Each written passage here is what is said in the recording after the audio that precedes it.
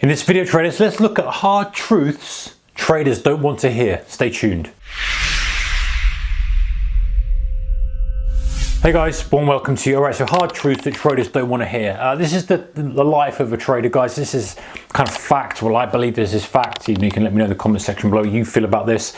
But sometimes people don't want to hear this, and especially traders who are relatively new or kind of got a bit of experience. And they think, well, that's horrible. I don't want to hear that. But unfortunately, guys, this is the way it is. First thing is, no strategy lasts forever. So you're trying to get to the strategy that works for you. That won't work forever.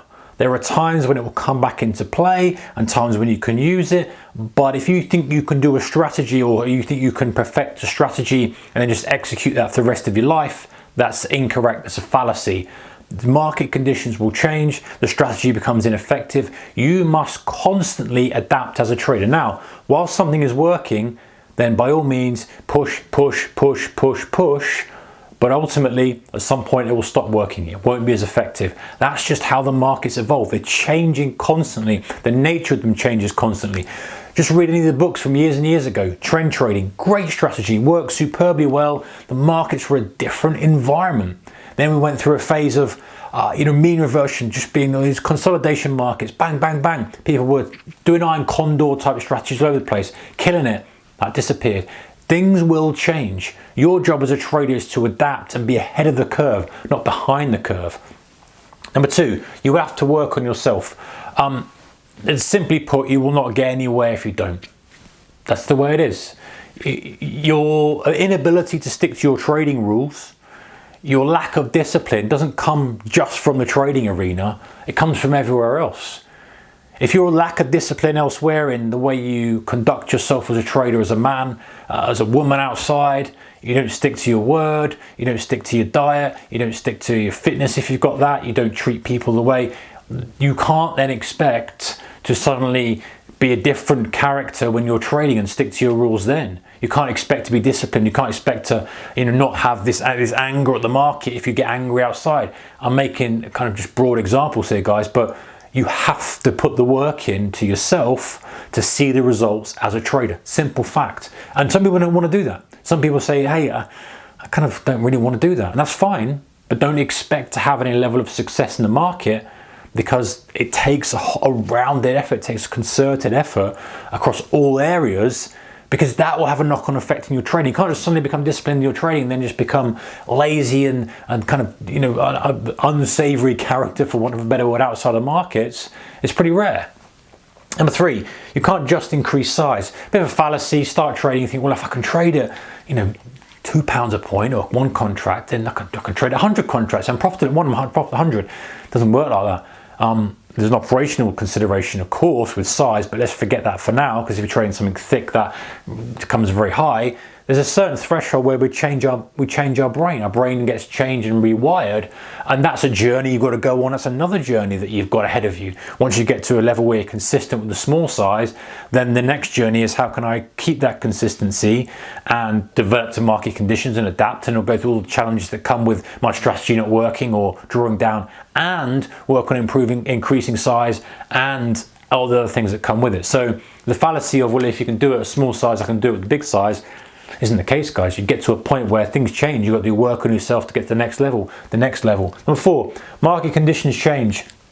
New traders, especially at the moment, when I'm filming this, maybe not so much now, but there's that rampant bull market, stuff just rallying, and that's all they know. And good, making money from that, fine.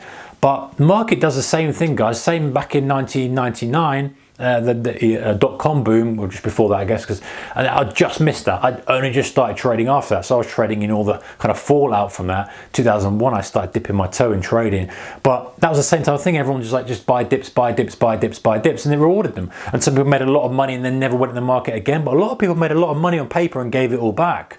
Market conditions change, and the irony is that if you think about it too much, you won't take advantage of the conditions they are now. If it's a rampant bull market, you should be buying, holding longs and just trading with the trend. But at the same time, be aware that, hey, these conditions can change. But if you flip too far the other way and go, I can't believe this bull market, you're going to miss it. So there's a happy medium somewhere for longevity, for taking advantage of the situation we're in, whatever that may be, but at the same time being mindful of, hey, it's not going to work forever. I need to look at other stuff. I need to have another arrow in my quiver. I think that's the saying I was looking for. Number 5, you have a horrible loss. Again, you will. Just face it. At some point in time, something's going to go wrong. You're going to get caught on something and it hurts. You're going to it gaps down on you. You make a mistake. Something happens where you have an unpleasant loss, and it will happen, and expect it to happen. But this is the key. Your resilience and recovery ability will stand you in good stead when it happens again. If you have something that hits you again, you will be able to recover because you know you've recovered before. You can look at various hedge fund managers, guys, and I'm using those because they're in the limelight to a certain extent, but plenty of private traders have the same thing. They lose significant amounts of money. They have something goes wrong, one big bet goes wrong, something just goes wrong, doesn't work out. Bill Ackman, for example, with the Herbalife thing, went completely wrong for him. He's now back at highs, pushing on, recovering. It's not the end of the world. He had full committed that he was right, but he was wrong on that deal, and it hurt Pershing Square, whatever, I can't remember which actual fund it was in, but he came back and he's now exceeded the highs again and chugging on. That's the difference. That's the separator. And he probably sits to himself and goes, I might be wrong dramatically again at some point in the future. That's the game we're in. So accepting that and not trying to not completely dismissing it, but saying, hey, it might happen. Not taking reckless risks, but saying, hey, at some point it might happen, but I'll deal with it at the time. And number 6, guys, the journey never ends. Fallacy with traders, the beginning of the trading career is, well, once it just gets profitability, that's it, done it, I've reached it. Nah, doesn't work. That's a great milestone, don't get me wrong, absolutely. When you're at a point where you've got a level of consistency, the confidence you get from that, and the ability to kind of say, hey, you know what, this is working.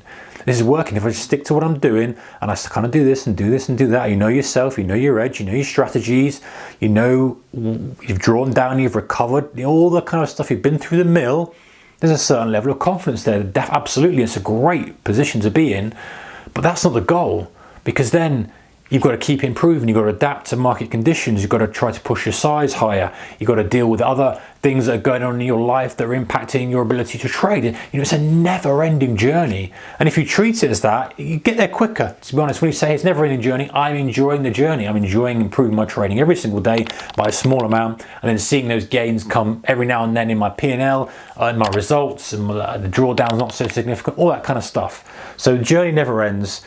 Some people don't like to think that that's the case, but if you can be at peace with that, life can be a lot easier. Anyway, guys, take care. See you next one. Bye-bye.